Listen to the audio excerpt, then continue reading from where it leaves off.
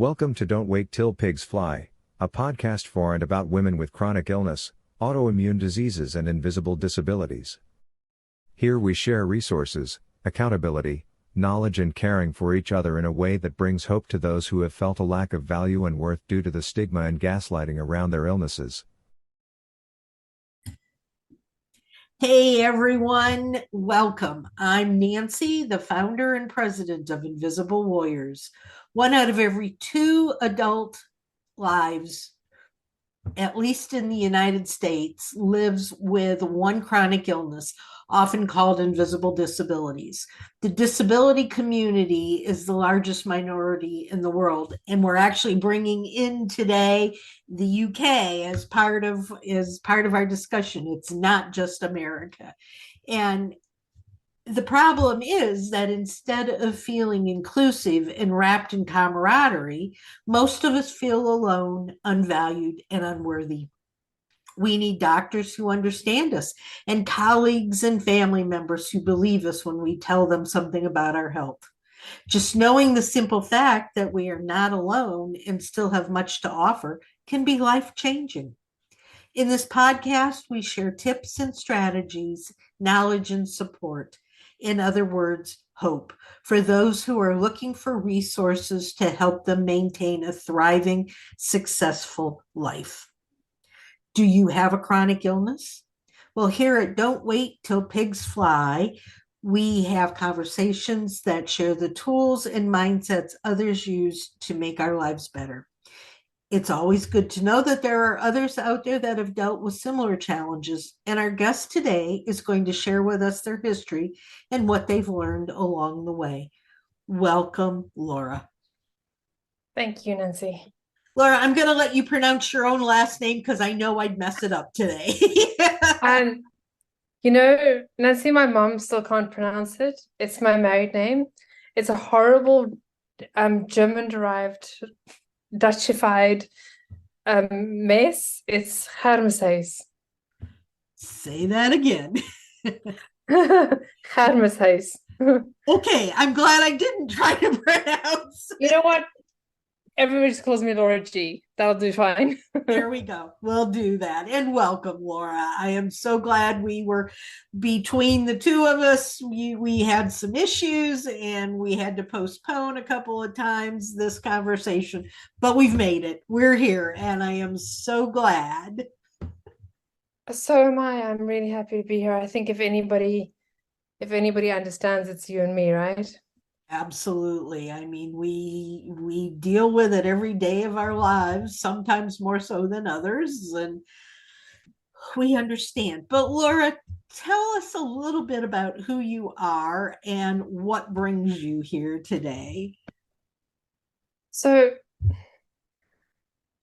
who I am is actually something I've been dealing with for a while now, because who you are changes when you're diagnosed with the chronic illness, right? So who I thought I was somebody who was very driven, somebody who always pushed harder. When I was growing up, I had all these things that seemed normal to me, but that weren't great. Like when you don't realize things are not as they should be because they just are how they've always been. For example, you don't realize that you're seeing things in a blurry way until you put on glasses. It just is what it looks like. So there were a lot of those things. And I was diagnosed with lots of discrete little things like, oh, she has growing pains. I don't know what that even means. Or she has a spastic colon and little things. And I also didn't want to be overly dramatic. So I just kind of pushed through and tried to stay fit and studied. And then in my early 20s, my body decided, okay, you're not getting the message. I'm going to make a point now. And eventually I ended up at neurology and I was diagnosed with myotonic dystrophy. And my body wanted to make sure I got the point. So I couldn't get out of bed for a few months and so on. I tried and tested a strategy that had worked for me up until then, which was ignoring it. Didn't work, unsurprisingly. I tried that strategy a few times. It never worked. Because And I started feeling like my body wasn't a part of me, but kind of more like an enemy, an adversary. Like I had to negotiate with it. Like, okay, I'll rest today, but then I'm going to need to do that tomorrow. And I felt very disconnected from my body, which is a weird way. It's a weird way to feel. And it also, that's why I saw myself a certain way, but my body wasn't allowing me to be who I wanted to be. So that's why when you say who you are, it's a difficult question to answer. It's been, well, 17 years now. So I've kind of gotten used to it. My body and I have made a truce, but it still doesn't really feel like perfect. And then I got COVID, and that was another setback. So after that, it triggered common variable immune deficiency syndrome. So for the past few years, I've also been sick literally all the time. So there's a pre and post diagnosis, and then there's another pre and post COVID. So it's changed to I am again, which is, I thought, I'd kind of made peace, but now here we are again. And now I no longer feel like I'm fighting against my body. I kind of feel bad for it now, like it's doing the best it can, but it's really not got what it needs. Yeah, so that's what brought me here. But I also realized quite recently that the way I am now, I mean, I'm looking into treatments and all of that, but the way I'm now, formal employment is not going to happen. I mean, I was formally employed and then I got retrenched, but towards the end, I was falling asleep in meetings. I just couldn't stand anymore. So I started Disability Works. And my role now is to advise on accessibility, advise on accommodation policies, because even though there aren't enough accommodations in the world for me right now to stay in formal employment, I know that I have experienced the best and the worst of accommodations policies and how they can be handled. And also then I like to just be there for people who are transitioning, who are trying to adjust because, there's in the community, we say some people are not disabled yet, because most people will have some sort of disability later in life, because we're living longer, but not necessarily healthier.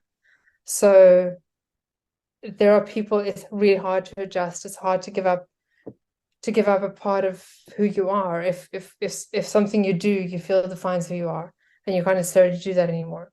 There is usually another way to see it, another way to do it, another way to approach it, but it's really hard to see the wood for the trees.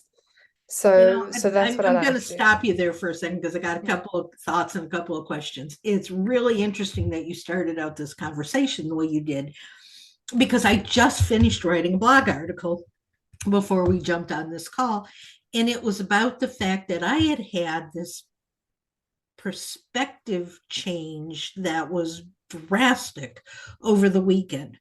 My accident was almost 10 years ago, and I've just continued to push through and push through and push through. And all of a sudden, this weekend, we were at a big fancy dress ball, and everybody was out on the dance floor dancing. And I'm sitting here in my 600-pound wheelchair going, I can't do that anymore. I can't get out there and dance. I can't be the person that I used to be. And that was a real eye opener for me, because I had never realized that in all of this time. I've always just kept on going and thought, oh, that's just something, beside me. That's not a part of me. And now it's like, holy cow. There's a big difference. I need to really think about who I am now going forward, which I never have before. So it's really interesting that you were talking about that, first of all, because I think it's something that we don't necessarily do when we get sick. And we need to realize that we're not the same person. We can't do things the same way, but that doesn't mean we're any less valuable. Yes. And it's not just, there are, I know this is going to sound like a cliche, but there are in fact things I've gained. Mm-hmm. there are, and not just perspectives and insights, but skills and things that I've managed to. I've also, found value in things that seemed inconsequential before, especially because I've had to prioritize activities. If you talk about spoon theory, and I've seen the value in something that seemed just, by the way, something as simple as going for a walk. It's not something that is negligible anymore. And it's just so much more valuable to me now if I'm having a good day, because my disability is not only like just invisible, it's also fluctuates wildly. So from barely conscious on the one end to hip hop dancing on the other, So if I'm having a day where I can go for a walk, I really, really appreciate that. And I can see it's helped me to be more, to live in the present, which is what they say we should do, right? So, and I have a goal as well. I set small goals for myself. My goal now is to I want to dance at my nephew's wedding. Aw. He's only 3 though, so it's quite a long-term goal. You've got time to work on it. Yeah, but the problem is that it's a degenerative condition, so we'll see how that goes. You can always, and I think it's good to have goals, and I think it's good to have a goal that's just a little bit outside the range of what we think we can do. It's a stretch goal. It's a dream. Yeah, because that can keep us going in many ways. The other thing that I wanted to ask you about that what popped into my head when you were talking is I read a lot about and I hear a lot about accommodations in the workforce. And something you had said was because of the disabilities that you have, you cannot go out to work any longer. I think most times the people who work in the accommodation world are dealing with visible disabilities. And if there were someone that still really, really wanted to work out, or either if they were working from home or working outside of home, people don't consider those kinds of accommodations even as much as they do accommodations for someone in a wheelchair. I'm taking a certification program right now, and all they want to know is, well, do I know how many inches there are from the top of the bathroom sink to the top of my wheelchair? And I'm going, yeah, well, no, because that's not important to me. How do you, as someone who works in the accommodation field, how do you bring in accommodations for these disabilities that we have that are considered invisible? So for me, I think what I think the most important thing to do is actually the first step is to put in a policy in place. And in that policy, you then set out these kinds of things. So you say, these are the kinds of things that we will consider. And you need to then just so I have what I call a priming conversation, where you bring in HR, you bring in maybe whatever management may be involved, and you say, okay, this is what we talk about. These are the kinds of accommodations you may need to consider. These are the reasons. This is why it works for you. This is why it's beneficial for you to do so. I mean, it's it's a no-brainer. You have somebody with great talent, great skills, and you just need to make it possible for them to bring as much value to your organization. It's not rocket science. Are they willing to do that though with someone who looks perfectly normal? Some are and some aren't.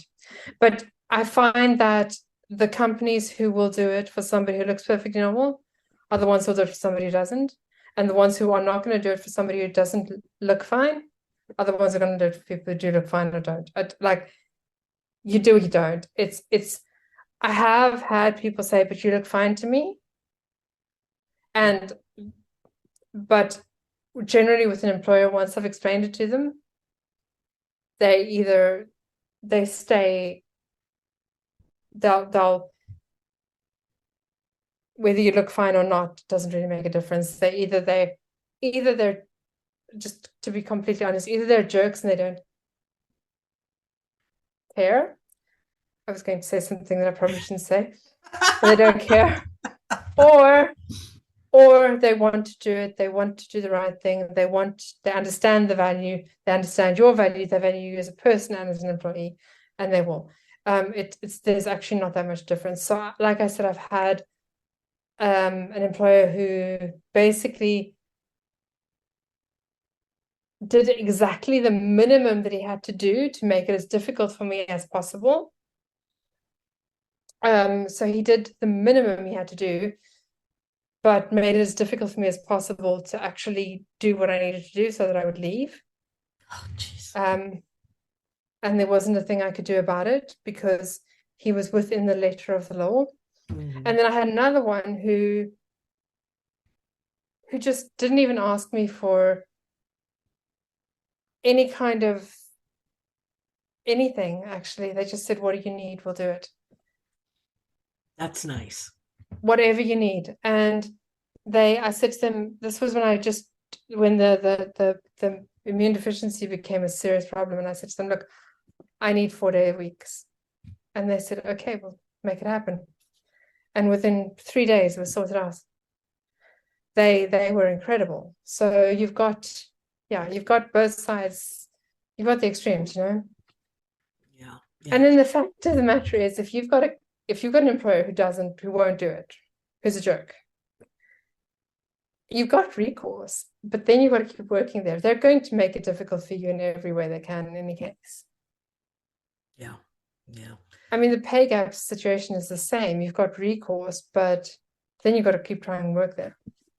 Yeah, and that, I would think that would make it really, really uncomfortable. Really, really uncomfortable. Yeah. So, so what do we do?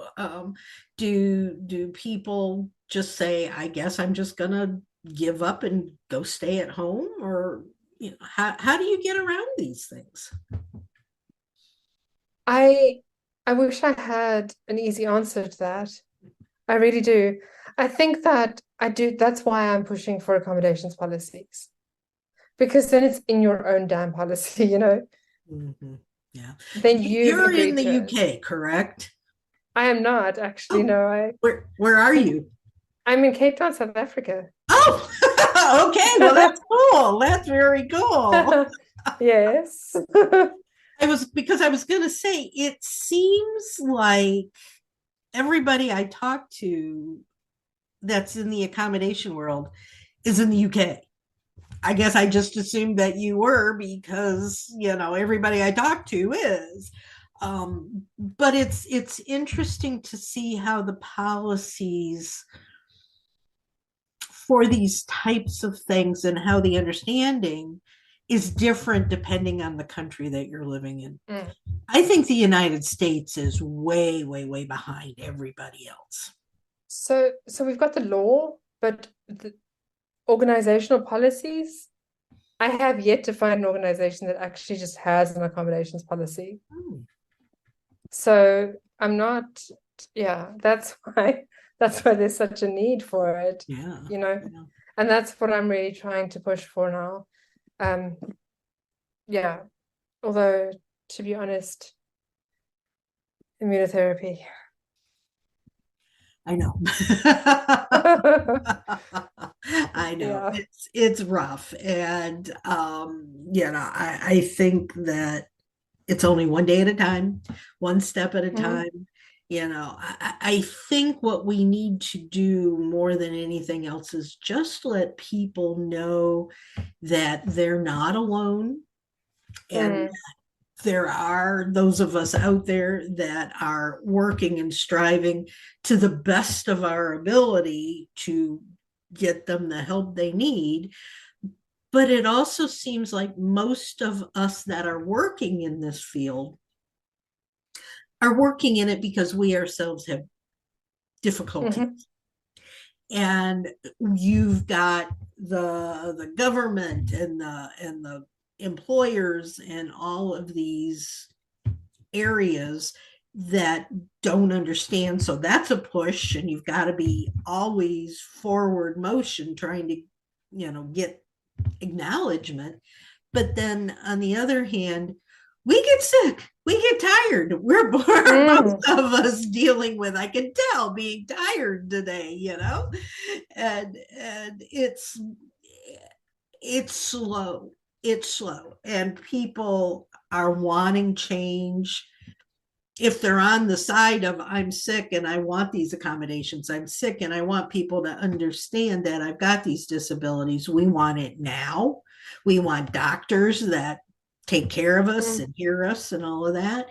But on the other hand, the people that don't have firsthand experience with these things don't necessarily understand what we're going through, and that makes it even that much harder to dig through the mud and try to move one step ahead. Yes, and the people who, they care, and then, and it's so hard when somebody comes from a place of care and then they ask you, have you tried valerian root? Or, yeah, and your sister's boyfriend's ex-mother-in-law is a doctor. Thank you. I've seen the foremost specialist in the country. I don't need to see a GP that you just know, like, people are well-meaning, but and honestly, I want to shave off my hair, right? People keep telling me it won't suit me, don't do it. That's really not the point. I don't want to have to deal with washing it, and dry. Don't give me started on blow drying. Thank you. So, but nobody gets it. They're like, it won't suit you, and that's really not the point. Yeah. Now I put my head back on. You get me, Nancy. You really, I feel like when I'm talking to you, I feel like you just get it. I can just say half of what I mean, and you'll get it. Oh yeah. I'm right there with you. And it's like, I didn't even want to get up and take a shower this morning. And I thought, I got to. Right. I've got to psych myself into getting up and taking a shower. Yeah. And then there are things that I just agree to just because I don't want to always be the wet blankets. And then I know I shouldn't have, and then I ruin it anyway. Well, and that's it. I felt bad because we've pushed off this conversation, and I really shouldn't have done it today because I'm not my energetic self. But you get tired of saying I don't feel good, or let's reschedule, or so I get it.